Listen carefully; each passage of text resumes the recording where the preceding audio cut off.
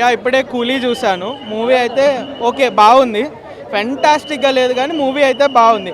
Maybe ఆ hype వల్ల దానివల్ల ఏమో కానీ ఓవరాల్గా అయితే మూవీ బాగుంది. మీరు ఎక్స్పెక్టేషన్స్ కరెక్ట్గా పెట్టుకుంటే నచ్చుతుంది. యా పెద్ద హిట్ అవుతుందేమో మేబీ. నాకు కొంచెం ఆ హైప్లో ఆ మ్యూజిక్ వచ్చి ఆ టీజర్స్ వల్ల చాలా అనుకున్నాము, బట్ అది తీసేస్తే బాగానే ఉంది. It's a regular film. డిఫరెంట్గా మీరు టేకింగ్ విక్రమ్లో ఫాస్ట్ పేస్ అలా లేకుండా ఒక మూవీ ప్లెయిన్గా చూసేస్తే కనుక మూవీ నచ్చుతుంది. యా నాగార్జున బాగుంది, కానీ నాగార్జున గారికి కొంచెం సీన్స్ పెట్టుండే మనకి ఇంకా బాగా నచ్చేది. రజనీకాంత్ గారిది ఇంకా వన్ మ్యాన్ షో, ఆయన గురించి మనం మాట్లాడక్కర్లేదు. లేదు లేదు,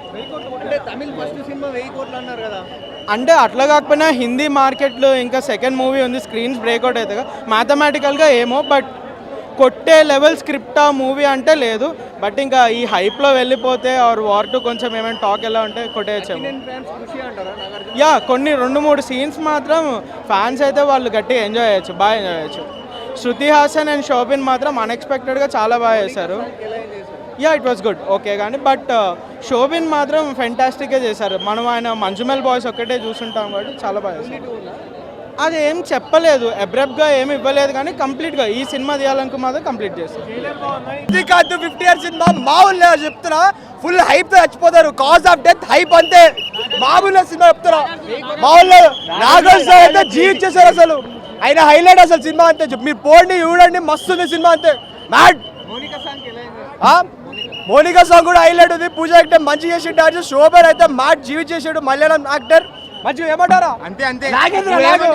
పవర్ హౌస్ నువ్వేమంటే అంతే. వార్ హౌస్ తుమ్ముడు కాదు, కూలింగ్ పోండి మీరు అందరు చెప్తారా. సెట్.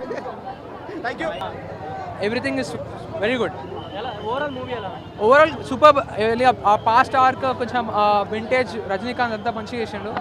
సో ఓవరాల్గా మూవీ చాలా బాగుంది. Nagarjuna super and yeah everyone, Sathyaraj everyone super. Shruti Haasan కూడా బాగుంది.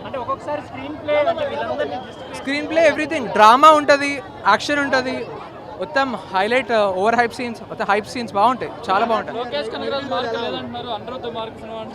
Yeah Anirudh at the same time Lokesh Kanagaraj ఉంది. మీకు సెకండ్ హాఫ్లో ప్లాట్ కనబడుతుంది, అది సెకండ్ హాఫ్ ఉంది. అంత కొంచెం వైలెన్స్ ఉంది కొంచెం.